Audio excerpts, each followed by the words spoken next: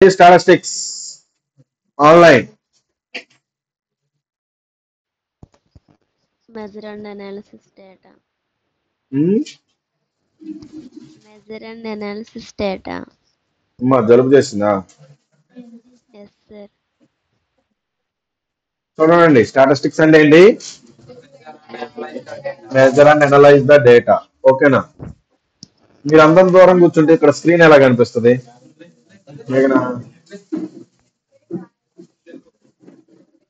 అక్కడ కూర్చో, వెనక కూర్చోదు. మీరు ఇట్రండి.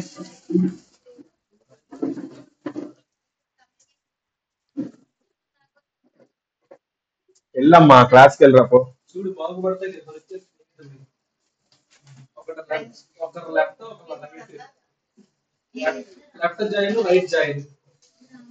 చూడండి, statistics, influential statistics sample data descriptive అంటే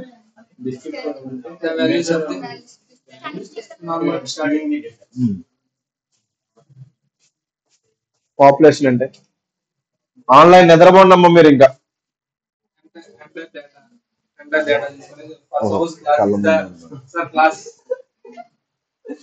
ఓకే, టైం సిరీస్ డేటా అంటే depending on the time, particular time indicate this. For example, stop. Good, మంచిగా చెప్తున్నారు. What is categorical data? What is categorical data? The data in text. What is nominal data? What is ordinal? Large. Nominal No అంటే logical order. natural. No natural. Ideal and nominal అంటే ఏంటి? Ordinal అంటే ఏంటి? Sir ordinal అంటే natural. ఒక walk వాడదండి, ఇద్దరు ఉన్న నలుగురు డబల్ చెప్తే అలా చెప్పు.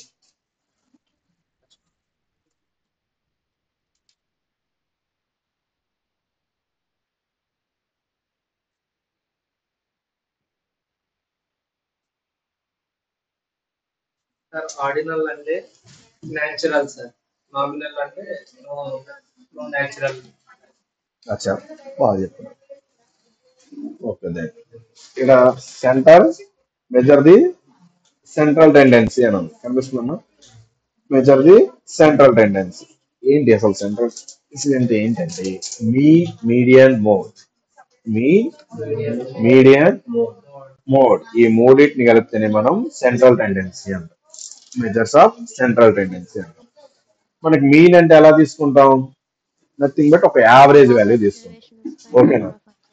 Some of observations by number of observations. ఓకేనా? Total number of observations. ఇప్పుడు ఫర్ ఎగ్జాంపుల్ డేటా అనేది మనకి ఇది ఎక్కడ మేజర్ గా ప్రాజెక్ట్ లో ఎక్కడ యూజ్ అవుతుంది అంటే, సమ్ అమౌంట్ ఆఫ్ డేటా తీసుకున్నాము, ఒక 100 rows ఉంది, దాంట్లో మనకి మినిమం 70% ఆఫ్ డేటా ఉండాలి. మినిమం 70% ఆఫ్ డేటా ఉంది, 30% ఆఫ్ డేటా మిస్ అయింది. డేటా అనేది కంటిన్యూస్ లో. సో అలాంటి దానికి 70% యొక్క యావరేజ్ యొక్క తీసుకొని ఒక 10 20 అంతా వచ్చింది. ఈ యావరేజ్ వాల్యూ ఏదైతే ఉందో, ఈ యావరేజ్ వాల్యూని మిస్ అయిన 30% ఆఫ్ డేటాలో ఫిల్ చేస్తాం. అర్థమవుతున్నప్పుడు మనకి మీన్ వల్ల ఏంటి యూజ్? మీడియన్ వల్ల అర్థమవుతుందా? మోడ్కి వచ్చేసరికి ఏమవుతుందంటే టెక్స్ట్ డేటా మీద మేజర్ గా యూజ్ అవుతుంది. ఎందుకంటే మీన్ అంటే యావరేజ్ వాల్యూ అంటున్నాం, మీడియన్ అంటే మిడ్ వాల్యూ తీసుకుని యావరేజ్ చేస్తే చేస్తుంది. కానీ నా దగ్గర యావరేజ్ బిలో యావరేజ్ అని ఉంది. సో వీటికి నేను మీన్ చేయగలనా? మీన్ ఫైండ్ అవుట్ చేస్తారా? చేయలేము, ఎందుకంటే రిపీటెడ్ వాల్యూ మాత్రమే మనం తీసుకోగలుగుతాం. దీంట్లో ఏదైతే మేజర్ గా రిపీట్ అవుతుందో దాన్నే మనం మోడ్ అని చెప్తాం. మోడ్ ఏంటంటే nothing but most repeated value. అది కంటిన్యూస్ లో ఉన్న రిపీటెడ్ వాల్యూ ఉంటుంది, at the same time text లో ఉన్న ఉంటుంది. మనం మేజర్ గా ఏంటంటే టెక్స్ట్ లో ఈ మోడ్ అనేది ఎక్కువ యూజ్ అవుతుంది, ఎందుకంటే మీడియంతో మనం చేయలేం కాబట్టి. మేము ఏం చేస్తున్నామయ్య? చేస్తాం. ఓకేనా? అర్థమవుతుందా? Next median. ఇప్పుడు మీరు అర్థమైందా? జస్ట్ మనకి సమ్ ఆఫ్ ఆల్ అబ్జర్వేషన్ ఎంతైతే డేటా ఉందో దాని బై టోటల్ డేటా అర్థమవుతుంది. దానికి వచ్చే యావరేజ్ వాల్యూతోనే ఇలా మిస్ అయ్యే వాల్యూ మనం ఫిల్ చేసుకుంటాం. అర్థమవుతుంది. Next median. మీడియన్ అనేది centre position of the value అని చెప్తాం. ఇఫ్ ఇన్ కేస్ డేటా అనేది ఆడ్ నెంబర్స్ లో ఉందనుకోండి, 4, 5 ఏమవుతుంది? 5 ఉంది. సో 5 అనేది odd number, even number? Odd number.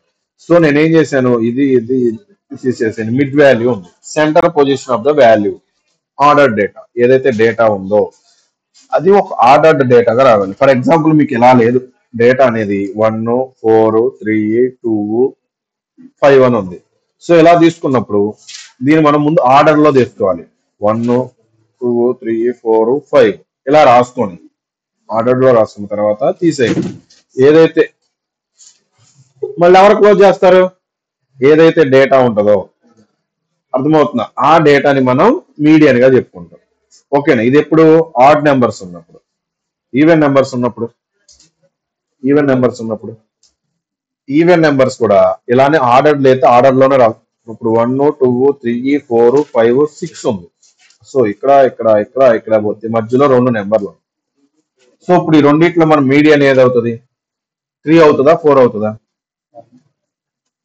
ఏది కాదు. సో మనం ఏం చేస్తామంటే ఆ మిడ్ లో ఉన్న 2 నెంబర్ని యాడ్ చేసి బై 2 చేస్తాం. ఇప్పుడు 7/2 నథింగ్ 3.5. ఈ మధ్యలో మనకి మిడ్ వాల్యూ అంటే మీడియన్ వాల్యూ ఉంటుంది.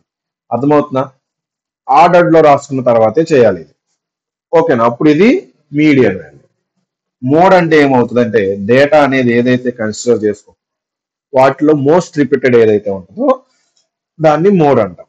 అర్థమవుతుందా? Most repeated value. దీంట్లో మనకి unimodal, bimodal, multimodal అని నో మోడ్ కూడా ఉంటుంది.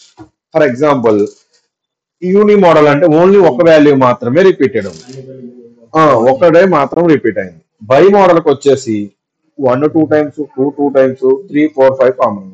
ఇక్కడ 2 నెంబర్స్ అనేవి రిపీటెడ్ అని. ఇప్పుడు బైనామ్ మోడ్ లో ఏమవుతుంది అంటే మనకి రిపీటెడ్ మోడ్ ఏముంటుందో అది 1 2 అనేది మోడ్ అవుతుంది. సో మల్టీ మోడ్ లో ఉన్నదల్లా ప్రతిదల్లా రిపీటెడ్ అయింది 1 2 3 4. సో ఇక్కడ మనకి ఏమవుతుంది? మోడ్ అనేది 1 2 3 4 అవుతుంది. No mode. అసలు ఇక్కడ ఏమన్నా మోడ్ ఉందా? 1 2 3 4 5 మోస్ట్ రిపీటెడ్ అంటున్నాం మనం. రిపీటెడ్ వాల్యూనే లేదు. సో మనకు మోడ్ అవుతుందా? అవ్వదు. అర్థమైందా సెంట్రల్ టెండెన్సీ? ఒకసారి చూడండి, మీకు అదే ఉంటుంది. మీరు రాసేటప్పుడు చదివినాయండి. నెక్స్ట్ ఏమవుతుంది? Measures of dispersion. Nothing but ఈ ఫార్ములాస్ అనేవి చాలా ఇంపార్టెంట్. కొంచెం ఇన్ డెప్త్ నేర్చుకునేటప్పుడు. ఎందుకంటే మనం ప్రాక్టికల్ గా ఇక్కడ ఏం యూజ్ చేయకపోయినా డైరెక్ట్ గా కోడ్ లోనే యూజ్ చేస్తాం. కోడ్ లో మీరంతా కష్టపడాల్సిన పని ఏమి ఉండదు. ఇక్కడ నేర్చుకునే అంత ఇక్కడ నేర్చుకున్నారంటే అక్కడ ఈజీగా ఉంటుంది. అర్థమవుతుంది కోడ్ లో రాసేటప్పుడు. సో మెజర్స్ ఆఫ్ డిస్పర్షన్ ఏంటంటే ఫర్ ఎగ్జాంపుల్ 1 2 3 4 అని 5 నెంబర్స్ తీసుకున్నాను. మినిమం వాల్యూ ఎంత దాంట్లో? 1. Maximum value 5. ఇది తెలుస్తుంది. తర్వాత రేంజ్ అన్నారు. రేంజ్ ఎలా వస్తుంది? మాక్సిమం మైనస్ మినిమం వాల్యూ తీసుకుంటే మనకి రేంజ్ 5 మైనస్ 1 అంటే 4. డీవియేషన్ అంటే ఏదైతే టోటల్ డేటా ఉంది బై మీన్ వాల్యూ. దీని యొక్క మీన్ చేస్తే మనకి డీవియేషన్ వస్తుంది. ఇలా మీన్ డీవియేషన్ అన్న, అబ్జల్యూట్ మీన్ స్క్వేర్ డీవియేషన్ అన్న, ఇవన్నీ ఒకసారి మీరు ఫార్ములా రాసుకున్న తర్వాత చెక్ చేసుకోండి. ఇవన్నీ కామన్ గా ఉంటాయి. Mean value, X value. అర్థమవుతుంది? టోటల్ డేటా మొత్తం ఎక్స్ అవుతుంది. మీన్ అంటే యావరేజ్ వాల్యూ. అర్థమవుతుంది? బై టోటల్ డేటా ఎన్నైతే పాయింట్స్ కన్సిడర్ అయిందో 1 2 3 4 5 ఎన్ వాల్యూ అది అవుతుంది. అర్థమవుతుందా? మీరు ఒకసారి ఫార్ములాస్ చూడండి, ఎందుకు యూజ్ అవుతుందని చెక్ చేసుకోండి. సో మీరు చెక్ చేసుకుని ఫార్ములాస్ కొంచెం నేర్చుకున్నారు అంటే రేపు మనం కోడ్ లో పెట్టేటప్పుడు యూజ్ అవుతుంది. అర్థమవుతుందా? నెక్స్ట్ ఏంటిది? Measures of shape. దీంట్లో మనకి 2 types, symmetrical, unsymmetrical, non symmetrical. ఓకేనా? సిమెట్రికల్ అంటే ఏంటి? డేటా అనేది నార్మల్ డిస్ట్రిబ్యూటెడ్ అయి ఉంటుంది. డేటా ఎలా ఉంటుంది? Normal distributed. Nothing but data అనేది ఎలా తీసుకున్నామంటే నార్మల్ గా డిస్ట్రిబ్యూట్ అవుతుంది అనమాట. అర్థమవుతుందా? ఇప్పుడు ఇటు 50% ఆఫ్ ఉంటే ఇటు 50% ఆఫ్ డేటా ఉంటుంది. దీని నార్మల్ డిస్ట్రిబ్యూషన్ అంటారు. ఓకేనా? ఇఫ్ ఇన్ కేస్ డేటా అనేది లెఫ్ట్ స్క్యూడ్ అంటున్నాను.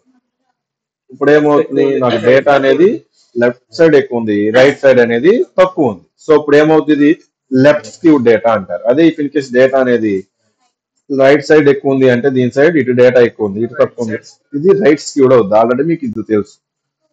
అర్థమవుతుందా? నిద్ర వస్తుందా? తెలుస్తుంది, వచ్చేది రాదు. అర్థమవుతుందమ్మా? Is also called normal distribution. Symmetrical distribution ఏదైతే అంటామో దాన్నే నార్మల్ డిస్ట్రిబ్యూషన్ అంటాం. ఓకేనా? దీన్నే నార్మల్ డిస్ట్రిబ్యూషన్. అదే నాన్ సిమెట్రికల్ డిస్ట్రిబ్యూషన్ ఏదైతే ఉందో ఆ నాన్ సిమెట్రికల్ డిస్ట్రిబ్యూషన్ ఇది లెఫ్ట్ స్క్యూడ్, రైట్ స్క్యూడ్. అర్థమవుతుందా? లెఫ్ట్ సైడ్ డేటా ఎక్కువ ఉంటే లెఫ్ట్ స్క్యూడ్ అవుతుంది, రైట్ సైడ్ డేటా ఎక్కువ ఉంటే రైట్ స్క్యూడ్ అవుతుంది. Nothing but mean less than median ఉంటే లెఫ్ట్ స్క్యూడ్, మీన్ అనేది గ్రేటర్ దెన్ మీడియన్ ఉంటే right skewed. Equal, mean median equal గా ఉన్నాయంటే దాని మీనింగ్ నార్మల్ స్క్యూడ్. అర్థమవుతుందా? ఆల్రెడీ మీరు సి బౌండ్ లోనే నేర్చుకున్నారు. సో సార్ ఇక్కడే నేర్చుకుంటున్నారు అయితే. చూడండి ఇక్కడే మీకు అర్థం అవ్వాలి అయితే. సో సార్ నెక్స్ట్ ఏంటిది, కార్టోసిస్. ఏంటిది? కార్టోసిస్. లెప్టోకర్టిక్, మిసోకర్టిక్, ప్లాటికర్టిక్. మిసోకర్టిక్ నథింగ్, లెప్టోకర్టిక్ నథింగ్. ఏమంటున్నాడు, ఐ అండ్ థిన్. ఐ ఉంటది, థిన్ ఉంటది, దీన్ని మిసోకర్టిక్ అంటారు. నెక్స్ట్ ఏమంటున్నారు, మిసోకర్టిక్ నార్మల్ ఇన్ షేప్, నార్మల్ గా ఉంటుంది. ఫ్లాటికర్టిక్ నథింగ్ బట్ ఏమవుతుందంటే డేటా అనేది ఫ్లాట్ గా మేబీ ఇలా ఉండొచ్చు, ఎలా అయినా ఉండొచ్చు, ఇలా ఉంటది అనమాట. అర్థమవుతున్నా? గీతలను ఏం గీస్తున్నా మీరు గీసుకోవట్లా, మరి మీరు రాసుకుంటే ఎట్ట అర్థమవుతుంది చెప్పండి? ఆ? ఏదైతే డయాగ్రామ్స్ వేస్తున్నానో అవి నేను వేస్తున్నాను, మీరు కనీసం బుక్ ఓపెన్ చేసి తల్లు ఉట్టుకున్నారు. ఏది దేనికి అనేది మీకు ఎలా అర్థమవుతుంది? అర్థమవుతుంది. ఇప్పుడు అయిపోయిన తర్వాత పర్సెంటైల్.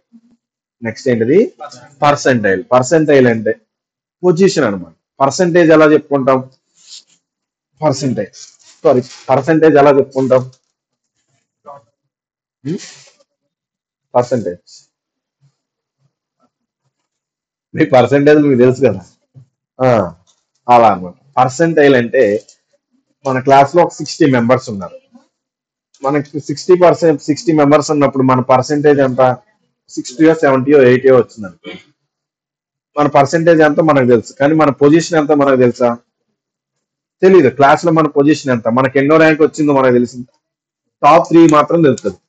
1 2 3 చెప్తారు కాబట్టి. మనం ఏడో 10 15 లో ఉంటే మనకు తెలుస్తుందా? మనం ఉండేది అంతకు మించే ఉంటాం. సో ప్రాబ్లం లేదు. సో మన పొజిషన్ ఎక్కడ ఉన్నామని తెలుసుకునేదే పర్సెంటైల్. టాప్ 10% అని మనం 10th పొజిషన్ లో ఉన్నామని. అర్థమవుతుందా? టాప్ 15% లో ఉన్నామంటే ఈ టాప్ 15% లో ఉన్నామని అర్థం. అర్థమవుతుందా? టాప్ 1 లో ఉన్నామంటే ఫస్ట్ పొజిషన్ లో నువ్వు. అర్థమవుతుందా? అలా అనమాట. పొజిషన్ తెలియజేసేదే పర్సెంట్. ఓకేనా? దీంట్లో 78/10 percentile tell the position in the class. 100 members లో మనోడి పొజిషన్ ఎంత, 78 నా లెక్క. ఓకేనా? నెక్స్ట్ మనం ఏం తీసుకుంటున్నాం, 25 50 70 maximum and minimum percentile. Q1 Q2 అనేది క్వాంటైల్స్. అర్థమవుతుందా? ఏదైతే ఉంటుందో ఒక బాక్స్ ప్లాట్ డ్రా చేసినారు. ఓకేనా? దీనికి ఏముంటుంది, Q1 అంటున్నాం, Q2 అంటున్నాం, Q3 అంటున్నాం. మనం ఇక్కడ ఏదైతే తీసుకుంటున్నామో ఇది మినిమం వాల్యూ అవుతుంది, ఇది మాక్సిమం వాల్యూ అవుతుంది. నథింగ్ బట్ విస్కర్ ప్లాట్ అనమాట. ఇవి రెండు ఏవైతే ఉన్నాయో వీటిని విస్కర్స్ అంటారు. అర్థమవుతుందా? సో ఇప్పుడు ఈ Q1 Q2 Q3 అనేది 25% వాల్యూ, 50% వాల్యూ, 75% వాల్యూ. నీ క్లాసులు చెప్పుకోవద్దా?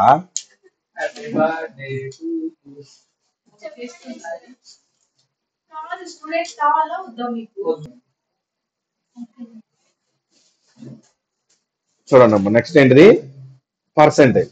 పర్సెంటేజ్ అర్థమైంది కదా, పొజిషన్. మన position nothing but box whisker plot అంటే డేటాలో we have create the minimum value. Minimum value తెలుస్తుంది, మాక్సిమం వాల్యూ ఉంటుంది, 25%, 70%. ఇది గుర్తుపెట్టుకోండి ప్రజెంట్. ఓకేనా? When you have contacts from the whisker plot like right left normal skew.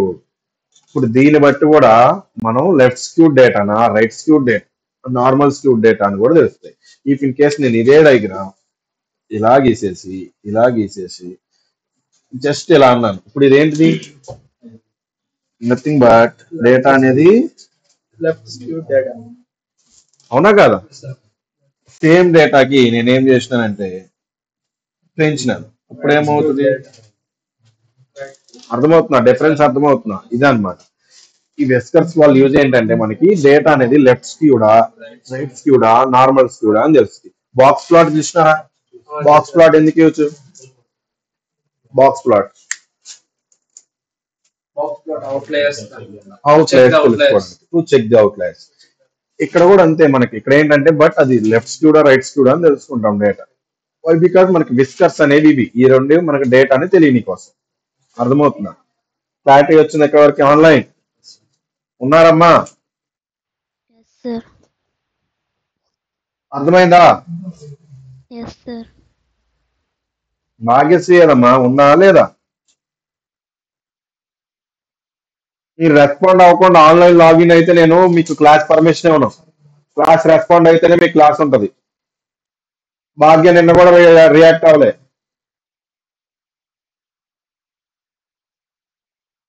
రాసుకోండి, notes రాసుకోండి.